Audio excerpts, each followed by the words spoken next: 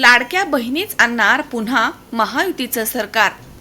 गेल्या 5 वर्षात भरपूर योजना सुरू करून देखील लोकसभा निवडणुकीमध्ये महायुतीला अपेक्षित असं यश मिळवता आलं नव्हतं। खोटे नेरेटिव्ह पसरवून भाजपचा पराभव करण्यात आल्याचा आरोप त्यानंतर झाला। मात्र या सगळ्या चुकीच्या प्रचारावरती महायुती सरकारनं एक रामबाण उपाय शोधलाय। गेल्या अर्थसंकल्पामध्ये महायुती सरकारनं मुख्यमंत्री लाडकी बहीण योजना सुरू करत राज्यामध्ये सुमारे 2 कोटी बहिणींना रक्षाबंधनाची अनोखी अशी भेट दिली। ही योजना आगामी विधानसभा निवडणुकीमध्ये मास्टर स्ट्रोक ठरण्याची शक्यता राजकीय विश्लेषक व्यक्त करतायत। सरकार लाडक्या बहिणींच्या मागे उभे आहे। महिलांना स्वतःच्या पायावरती उभं करण्यासाठी आणि स्वयंपूर्ण बनवण्यासाठी सरकारकडनं दरमहा 1,500 रुपये देण्याची ही योजना आहे। 17 ऑगस्टला रक्षाबंधनाच्या मुहूर्तावरती ती सुरू करण्यात आली।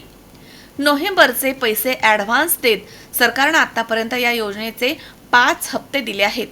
शिवाय प्रत्येक पात्र बहिणीला या योजनेचा लाभ घेता यावा म्हणून आतापर्यंत 2दा या योजनेला मुदतवाढ देखील देण्यात आली। 2 कोटी बहिणींनी घेतला याचा फायदा। महाराष्ट्रामधील बहिणींच्या पाठीमागे भाजप भावाप्रमाणे भक्कमपणे उभा आहे। विरोधकांनी ही योजना फक्त निवडणूक जुमला आहे, ती बंद पडणार, 1,500त काय होतंय अशा नकारात्मक टीका केल्यानंतर देखील महिलांनी त्याकडे दुर्लक्ष करत या योजनेला उत्स्फूर्त प्रतिसाद दिला। या योजनेचा लाभ तब्बल 2 कोटी महिलांना देण्यात आलाय अशी माहिती सरकारनं दिली आहे। भविष्यात मानधन वाढवण्याचा विचार।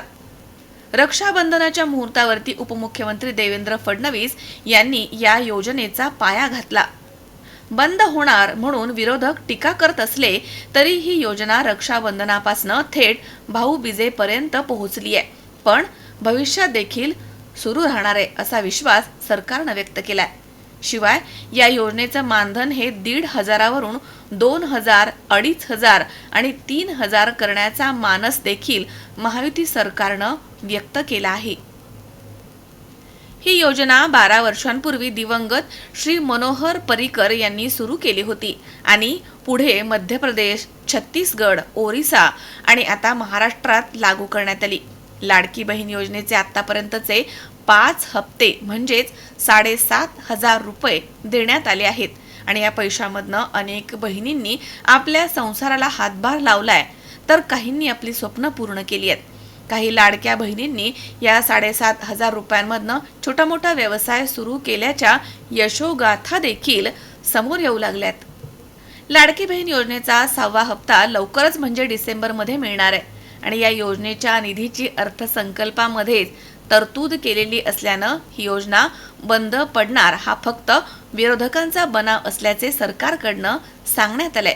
ही योजना सुरू झाल्यानंतर लाभार्थी महिलांनी पुन्हा महायुती सरकारलाच सत्तेमध्ये आणण्याचे बोलून दाखवलंय। या योजनेमुळे महायुती सरकारचं पारडं जड समजलं जात आहे। योजनेसाठी सरकारची 46,000 कोटींची तरतूद। ही योजना फक्त निवडणुकीपुरतीच आहे असा आरोप विरोधकांनी केलाय। मात्र या योजनेसाठी गेल्या अर्थसंकल्पात 46,000 कोटींची तरतूद करण्यात आली आहे, त्यामुळे ही योजना कायमस्वरूपी सुरू असणार आहे असं स्पष्ट झालं। शिवाय या योजनेचा राज्याच्या आर्थिक स्तरावरती कोणताही परिणाम होणार नसल्याचं देखील सरकारच्या वतीनं सांगण्यात आलंय। महिलांचा पाठिंबा आणि प्रतिसाद।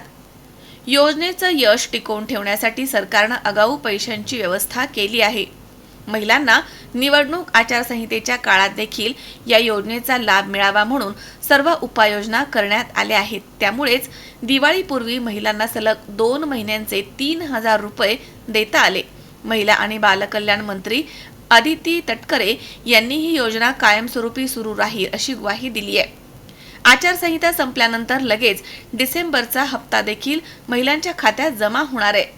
सरकारची ही सगळी तरतूद पाहता सुमारे 2 कोटींपेक्षा जास्त महिलांनी या योजनेचा लाभ घेतल्याचं दिसतंय।